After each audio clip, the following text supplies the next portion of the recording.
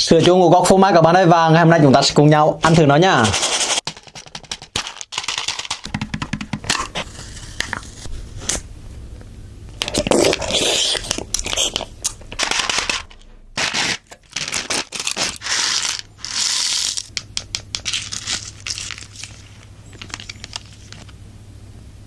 Mời tất cả mọi người nhá.